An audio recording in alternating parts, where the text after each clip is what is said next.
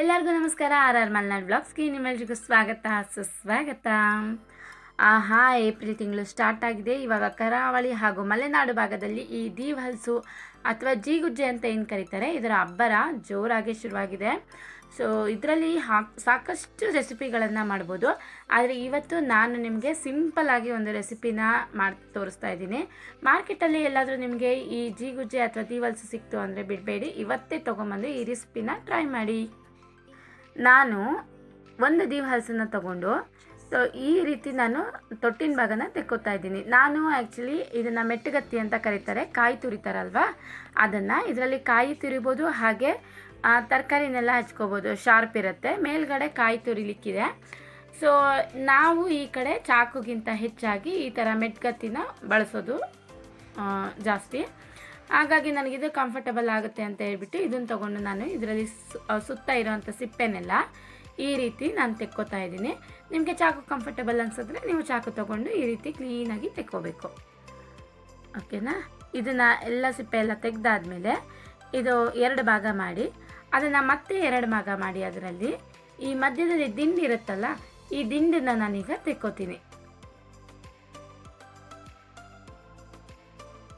ಈ ರೆಸಿಪಿ ಏನಿದೆ ಇದನ್ನು 2 ರೀತಿಯಲ್ಲಿ ಮಾಡ್ಬೋದು. ಒಂದು ಮೀನು ಫ್ರೈ ಥರ ತವಾ ಫ್ರೈ ಆಗಿ ಮಾಡ್ಬೋದು, ಇಲ್ಲ ಅಂತಂದರೆ ಎಣ್ಣೆನಲ್ಲಿ ಹಾಕಿ ಡೀಪ್ ಫ್ರೈ ಆಗೂ ಮಾಡ್ಬೋದು.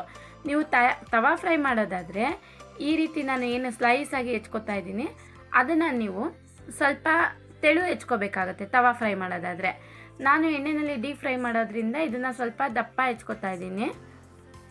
ನೋಡಿ, ಇಷ್ಟಿದ್ರೆ ಸಾಕು. ಹಾಗೆ ನೀವು ಇದನ್ನು ಹೆಚ್ಕೊಂಡು ಹಾಗೆ ಇಟ್ಕೋಬಾರ್ದು, ಅದು ಕಪ್ಪಾಗುತ್ತೆ.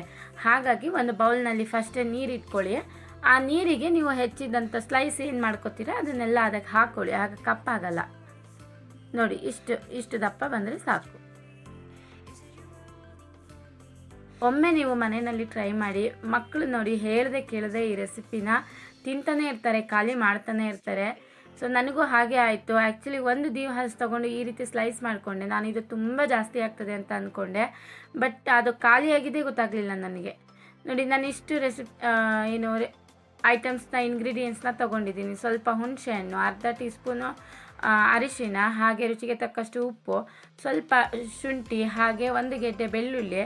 ಇದು ನಾನು ಒಂದು ಅರ್ಧ ಬೌಲ್ನಷ್ಟು ರೇಷನ್ ಅಕ್ಕಿನ ತೊಳೆದು ಒಂದು 10 ನಿಮಿಷ ನೆನೆಸಿಟ್ಕೊಂಡಿದ್ದೆ. ಆಮೇಲೆ ಬ್ಯಾಡಗಿ ಮೆಣಸು, ನಿಮಗೆ ಎಷ್ಟು ಖಾರಕ್ಕೆ ಬೇಕೋ ಅಷ್ಟು ತೊಗೊಳ್ಳಿ. ಇದನ್ನೆಲ್ಲ ಹಾಕಿ ನಾನು ರುಬ್ಕೊಂಡು ಬಂದಿದ್ದೀನಿ. ಜಾಸ್ತಿ ತೆಳು ಮಾಡ್ಕೋಬಾರ್ದು, ಸ್ವಲ್ಪ ದಪ್ಪನೇ ಇರಬೇಕು. ರುಬ್ಬಿ ಇವಾಗ ಈ ರೀತಿ ನೀವು ಜೀಗುಜ್ಜೆ ಏನು ಸ್ಲೈಸ್ ಮಾಡಿ ನೀರಲ್ಲಿ ಹಾಕಿಟ್ಕೊಂಡಿದ್ರಿ ಅದನ್ನೆಲ್ಲ ಪೂರ್ತಿ ಬಸ್ಕೊಂಡು ಈ ರೀತಿ ಒಂದು ಬೌಲ್ಗೆ ಹಾಕಿ ಎಲ್ಲ ಮಿಕ್ಸ್ ಮಾಡಿ ಕಲಸಿ ಒಂದು 15 ನಿಮಿಷ ಹಾಗೆ ಇರ್ತೀರಿ. ಅದು ಸ್ವಲ್ಪ ಉಪ್ಪು ಖಾರ ಎಲ್ಲ ಎಳ್ಕೊಳ್ಳಿ. ನೋಡಿ, ಎಲ್ಲ ಕ್ಲೀನಾಗಿ ಕಲಿಸ್ಬೇಕು, ಒಂದು ಬಿಡಬಾರ್ದು. ನೀವು ಎಲ್ಲ ಕ್ಲೀನಾಗಿ ಮಿಕ್ಸ್ ಮಾಡಿ ಎಲ್ಲ ಕ್ಲೀನಾಗಿ ಬಿಟ್ಟು ಮಾಡಿ ಈಗ ಒಂದು 15 ನಿಮಿಷ ಹಾಗೆ ಎತ್ತಿಡಿ. 15 ನಿಮಿಷದ ನಂತರ ಒಂದು ಪಾತ್ರೆಗೆ ಎಣ್ಣೆ ಹಾಕ್ಕೊಂಡು ನಾನೀಗ ಎಲ್ಲನೂ ಡೀಪ್ ಫ್ರೈ ಮಾಡ್ಕೊತೀನಿ. ನಾನಿಲ್ಲಿ ತುಂಬ ಎಣ್ಣೆ ಹಾಕಿಲ್ಲ, ಸ್ವಲ್ಪ ಎಣ್ಣೆ ಹಾಕಿದ್ದೀನಿ. ಯಾಕಂದರೆ ಎಣ್ಣೆನ ಒಮ್ಮೆ ನಾವು ಏನು ಫ್ರೈ ಮಾಡಿರ್ತೀವಿ ಅದು 2-3 ಸತಿ ಯೂಸ್ ಮಾಡಲಿಕ್ಕೆ ಬರಲ್ಲ, ಅದೊಂಥರ ದಪ್ಪ ಆಗ್ತದೆ, ನನಗೆ ಇಷ್ಟ ಆಗಲ್ಲ. ಹಾಗಾಗಿ ನಾನು ಸ್ವಲ್ಪ ಎಣ್ಣೆ ಹಾಕ್ಕೊಂಡು 2 ಹಾಕಿದರೂ ಅಡ್ಡಿಲ್ಲ ಅಂತ ಹೇಳಿ ಸ್ವಲ್ಪ ಎಣ್ಣೆ ಹಾಕ್ಕೊಂಡು ಈ ರೀತಿ ಫ್ರೈ ಮಾಡಿ ತೆಕ್ಕೋತೀನಿ. ನೋಡಿ, ನಾವು ಬರೀ ಬ್ಯಾಡಗಿ ಮೆಣಸನ್ನ ಯೂಸ್ ಮಾಡಿದ್ವಲ್ಲ, ಹಾಗಾಗಿ ಒಳ್ಳೆ ಕೆಂಪು ಕಲರ್ ಬಂದಿದೆ. ಎಂತ ಇದಕ್ಕೆ ಹಾಕೇ ಇಲ್ಲ, ಎಂಥ ಕಲರ್ ಎಂತ ಮಿಕ್ಸ್ ಮಾಡಿಲ್ಲ, ಬರೀ ಬ್ಯಾಡಗಿ ಮೆಣಸು ಹಾಕಿದ್ದು ಇಷ್ಟು ಕಲರ್ ಬಂದಿದೆ. ನೀವು ನ್ಯಾಚುರಲ್ಲಾಗಿ ಮಾಡ್ಕೋಬೇಕು ಅಂತ ಇದ್ದರೆ ಖಾರದ ಮೆಣಸು ಹಾಕೋದಕ್ಕಿಂತ ಖಾರಕ್ಕೆ ಅಂತಲೇ ಖಾರ ರುಚಿಗೆ 2ಕ್ಕೂ ಸೇರಿ ಬ್ಯಾಡಗಿ ಮೆಣಸು ಹಾಕಿ ಮಾಡಿದರೆ ನ್ಯಾಚುರಲ್ಲಾಗಿ ಟೇಸ್ಟಿಯಾಗಿ ಬರುತ್ತೆ. ನೀವು ಕೂಡ ಈ ರೆಸಿಪಿನ ಇವತ್ತೇ ಮನೆಯಲ್ಲೇ ಟ್ರೈ ಮಾಡಿ ಆರೋಗ್ಯವಾದದ್ದನ್ನೇ ತಿನ್ನಿ, ಆರೋಗ್ಯವಾಗಿ ಇರಿ ಅಂತ ಹೇಳ್ತಾ ಇವತ್ತಿನ ವ್ಲಾಗ್ಸ್ನ ನಾನು ಮುಗಿಸ್ತಾ ಇದ್ದೀನಿ. ಮತ್ತೊಂದು ವಿಡಿಯೋ ಜೊತೆ ಮತ್ತೆ ಸಿಗ್ತೀನಿ. ಅಲ್ಲಿವರೆಗೂ ಟಾಟಾ, ಬಾಯ್, ಟೇಕ್ ಕೇರ್.